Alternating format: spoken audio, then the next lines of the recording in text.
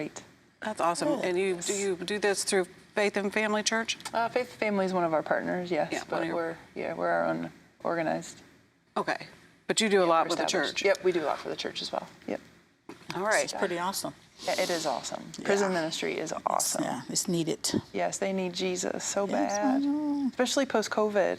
Yeah. Because Oh, my COVID shut God, everything yes. down for them, They and did. so it's so I wonderful remember. because they're hungry. Yeah. They're hungry for the word. Couldn't go into the prisons or anything at that time. Yep, it was all shut down. Yep. Wow. Then they appreciate you even more once you weren't absolutely. Yeah, because they're all locked up without the word. Can you imagine being locked up without the word? Cannot. there. I can't But I imagine. get it, though. I get can't it. imagine living through life. I mean, sometimes even if you're not in being locked up, you feel locked up. Absolutely. Even when you're free to That's go where you good. want. So Amen to that. yeah, we all can't get through life without God. But we have an amazing guest, and I just keep finding out more and more about her. My daughter got to meet her first, and she's like, Mom, you're going to love her. And I got to meet her, and of course I did, and I got to hear her testimony, and she's a very unique woman. And her story, I've never heard anything like this. I feel like we want to just start talking to you and you tell your story, but how we met you is that you are the CEO and creative director of Carmel's Executive Car Service, top-rated car service and executive car service in Northeast Ohio. You were from Cleveland and moved to Los Angeles. That's right. And now, you did not tell me this part of your story. You were telling me how you did contracts and things like that. But where do you want to start in your story? Because it's so amazing. I moved to Los Angeles at the age of 20. Okay. $75, one friend. Why did you decide to do that? You know, I think when I look back on it today, I think I was more leaving Cleveland than going to Los Angeles. Truth was, my mom was sick and dying at that point. We had 7 kids. She had been sick for years. She would die about 18 months later. I think I was just trying to get away from it. I didn't know that at the time. I was 20, but That'd be a lot to handle, watching your mom. yeah, she had breast cancer. Started dying when I was about 15. We had 7 little kids in the house. So were you the oldest? Second oldest. So you had a lot of responsibility then. Yeah, I did. Good family, Catholic family. My mom and dad are both from Ireland. Neither of them grew up in a house with running water or electricity. You know, I laugh today, you know, we have my computer I can hold in my hand. How things have changed in one generation. Right. Right? God is good. Wow. Yeah. So you go to Los Angeles. Did you have a job? You had one friend? Well, I was in the music business in Cleveland. The Rock and Roll Hall of Fame is in Cleveland because there was a record store. Let's say it has historical footing in Cleveland. Okay. Because there was a record store in downtown Cleveland called Record Rendezvous, and it's where they got the reputation of coining the word rock and roll. And the very first desegregated rock shows back in the 1950s were the guys who owned Record Rendezvous. Put that on. I worked at Record Rendezvous right out of high school. Oh, and so I wow. moved out to Los Angeles. My first job is Tower Records on the Sunset Strip. It was pretty fun. So I was in the music business for a while, and I eventually ran a division of A&M Records by the time I was about 23, and I discovered and managed the Bangles. So Say that again? I discovered and managed the Bangles, and I'll throw one other thing into it. Needless to say, I ended up getting sober when I was in my early 20s too. It's kind of a fast lifestyle, but no, I lived in Los Angeles for 19 years quite happily. I never entertained the idea of coming back here. Last 7 years, I was working for 20th Century Fox doing all the product licensing on The Simpsons. And then I had a baby, and it changed everything. So we were back here by the time he was 3. No regrets. So you met your husband out there. Met my husband out there. Really changed my life around out there. Getting sober at the age of 28 was the game changer 28. for me. Yeah. So what happened? When did you start drinking, and what all were you doing? You know, I was talking to Jill earlier today. I think what a lot of people don't realize from the perspective, on the outside, you look like you have a drug and alcohol problem, and no doubt you do. But on the inside, you actually have a drug and alcohol solution. What was the problems? My mom's dying. I don't know what to do with my life. So, yeah, it started, when did I start smoking pot on a daily basis? At the age of 15. You know what happened with me when I was 15? My mom comes home from the hospital one day with one breast. I didn't connect the dots at the time. As a mom myself looking back on it, there's no mistake with any of that. So I go out to Los Angeles, it's a different world out there, you know. I grew up in a family that said the rosary every day. My parents are from Ireland. My father never drank a drop of alcohol in his entire life. His father was an alcoholic. My mom drank occasionally. I did not grow up in an alcoholic family, but it really is a disease. But you were so successful out there. Successful, I was smart, I was hardworking, good work ethic, creative, but I have to say, my drinking and using, this made me I couldn't keep it up. I couldn't keep a job for longer than a year or so. So what was the catalyst to you getting sober? I found myself at the age of 27, unemployed, unemployable, sick, physically sick, and homeless. My rent was $716 a month in 1985 in Los Angeles. It was not hard to become homeless in Los Angeles. And you know what? I grew up in a good family. I grew up in a very middle-class family. This wasn't normal. And I think I had this moment, I guess quite a few moments in the last years of my drinking and using where I had this realization I wasn't going to grow out of anything. I'm growing into this.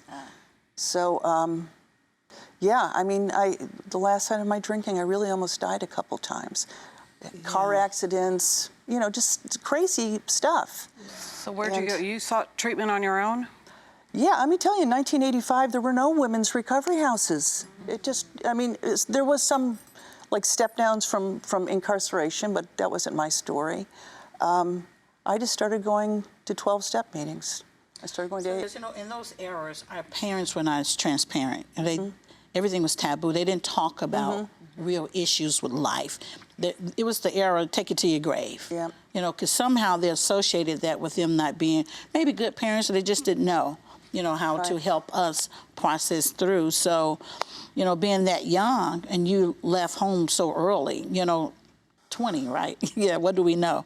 So you left home so early. So all of the things that you were experiencing in your home at that time, some of it probably was just normal 16, 15-year-old stuff, you know, but if nobody's helping you process through it, and you leave home at 20, so now you're thrust out here into a very, very fast pace of life. So you're trying to keep up with life.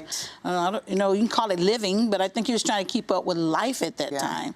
You know, and then trying to handle what you were going through. And when you were there at 20, you know, nobody's sitting down and say, so, well, how was your day?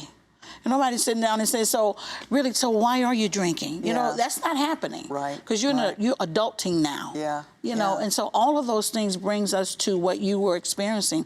Maybe it's drugs, maybe alcohol, or, you know, whatever it is. So I guess I'm just sharing from the standpoint of when we don't know what to do, what we're experiencing and what we're going through, those are the things we turn to. You know, so those are the things that we feel can help get us through it, you know, during that time that we're going through that. You know, so I guess my question is, when you were experiencing all of those things, did you ever really think about why I'm doing it? Or it's just was getting through it, you know, day to day? Just getting through it. You know, in fact, it's one of the wild things. I'm still very active in 12-step recovery. I sponsor girls, you know, I'm almost 37 years sober now. Oh, praise God. Yeah, praise God, absolutely. And you know what? Part of the problem is you don't connect the dots. Do not. You know, again, it's an inability to live life on life's terms. Did I ever get fired for drinking? No, I got fired for showing up late. Why was I showing up late? Because I was partying the night before. And again, at the age of 22, 23, I seem incapable of connecting those dots. You know? So how long did it take you to get sober after your first meeting? You know, I don't know how much you know about 12-step recovery, but the first step says we admitted we were powerless over alcohol. Our life became unmanageable. I knew this for years prior to getting sober. The second step is coming to believe that a power greater than yourself would restore you to sanity. And the third step is to make a decision to turn your will and your life over to the care of God as you understand God. And I always say, if I truly believed that God was here to restore me, of course I would turn my will and my life over to the care of God. But when I came into AA, I went to meetings, loaded, smoking pot maybe, for about 90 days. And it was really the second step. Would God restore me? Now, I believed in God. Wow. Mm-hmm. Trusting in God is a completely different conversation here. Absolutely. And what happened to me last time I went to God for a miracle? My mom is dying. She dies, Yeah, right? I get it. I'll tell you, I heard a woman tell a story at a meeting, changed my life. This woman had been sober maybe 7, 8 years, and she talked about bearing a 4-year-old child in sobriety. She said that she was really grateful that she ever had a child. She lived kind of a wild life. She had the child in her early 40s. She was eternally grateful that she had the opportunity and the gift to be a mom. I remember thinking, what a great way to look at that, right? What a unique way.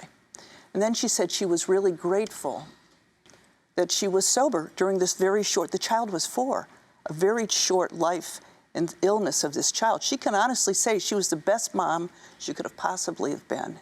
But then she said she was really grateful because in this community, in this 12-step community, she had found an inner resource of peace that she identified as God within her that kept her buoyant during the most difficult times in her life. And that's when I realized my mistake with God. See, I was saying, change the stuff on the outside and I'll feel better inside. Yeah. She went through what has to be the worst thing, the loss of a child. Yeah. And instead she said, change me on the inside so I can handle what's going on the outside. That's good. That is the last meeting I went to loaded. And I'll tell you something, I opened myself up to talking about having elderly people, or elders for me. I mean, I'm 27. People saying, this is how you get a job. This is how you know what I'm saying? Yeah, I They do. walked me through life do, on life's yeah. terms, sober. Yeah. So I'll tell you something, I didn't really fight it. It was kind of almost in a certain way something I had always been looking for, you know, Wow, so God had his hand on you the whole all time. the time. So at what point then did you keep working, get jobs in Los Angeles, or when did you go back to Cleveland? I'll tell you, I was homeless the first 2 years I was sober. I stayed on people's couches and floors. There were no recovery houses. I would have killed to have a place that I could have done my laundry. But I was serious about staying sober. I did not want to go back. And I have to say, the obsession, I started praying on a different level. You know, the third step is to make this decision to turn your will and your life over to the care of God as you understand God. You can make that really difficult, but my sponsor, God bless, a woman named Barbara Barron, who's now since passed, but boy, talk about a person who would change your life. She told me, what was it to turn my will and life over the care of God? It was to live a life based on rigorous honesty. Stop lying, stop cheating, stop stealing. I kind of lied as a matter of, I don't know, you know, you lie on your resume, right? Oh, okay. Yeah, So yeah. what was it like to actually trust God and just show up and say, yeah, I haven't worked much the last few years, or, you know what I'm saying? Just being honest. Right. Yeah. And then the other thing she said to turn your will and your life over to the care of God was to say yes. You know, it's funny. Julie asked me to be on this show because I'm Julie's driver. I drive for this station. And I tell Julie my story, and then she said, you know, you should really come on this show. And I went, oh no. And then I sent you a text afterwards. I go, I just realized I said no when someone asked me to do something that I in fact could do. But yeah, so saying yes and living a life based on rigorous honesty, that is for me what it is to trust God. Well, and because you told me that when you're, tell the part about how the women share their stories with you, and then now you share your story. Yeah. So, yeah, you can imagine, I mean, Los Angeles, big driving, you know, culture out there. And as a young girl, staying on people's, I mean, my car worked sometimes. So women that are probably my age today would pick me up and put me in their car and take me to an AA meeting across town. Wow. But you had the best meeting in the car with the woman. Talking, sharing, Talking, right? one-on-one, yeah. And so it was the most intimate, honest conversations, and certainly spiritual conversations, that I had ever had in my life. So today, I own this executive driving company. And, you know, Cleveland is the home of the Cleveland Clinic. this is an amazing hospital. People come here, lives are changed. But I tell you, over the years, I've owned this company now for 10 years, I've gotten to know people as their children are dying, as their parents are dying. I think in the last few years, I've had 2 people get into my car that were given months to live. Now, in my business, I drive you a lot, right? I might drive people for years as they're coming to this hospital, or certainly months. So there's an intimacy. It's easy for me to talk to people. But then we have this conversation in my car when things are really serious. You know, and back to this idea of being powerless. We can say we're powerless, God's in control, but there are times in our lives where no human power can relieve your fear, right? True. It is real, Oh, right? yeah. And you are forced. You know, powerlessness is no longer some abstract concept. You're living it. Yeah. This is life on life's terms, yeah. right? Yeah. And so I say to people, you've got the best doctors in the world. You know, you've got a plan here, but how are you staying spiritually buoyant? So now I get to be that woman. I feel like God groomed me for this job that I have today. And by the way, I turned down driving 10 years ago. I went through a divorce. It was during the housing crisis. I am thrown into poverty. My house was in foreclosure. I was on food stamps. My husband just started drinking again after 20 years of sobriety and just left me with 2 kids. And now you're back in Cleveland at This this is point. 10 years ago. This is 20. Hey everyone, hope you enjoyed the video. To see more like this, be sure to hit the subscribe button below. Get all the latest content from TCT Ministries. We'd love to pray alongside you for God's blessings in your life, so you can email your prayer requests to prayer@tct.tv or click the link below and submit your request at tct.tv. God bless you and thank you for watching.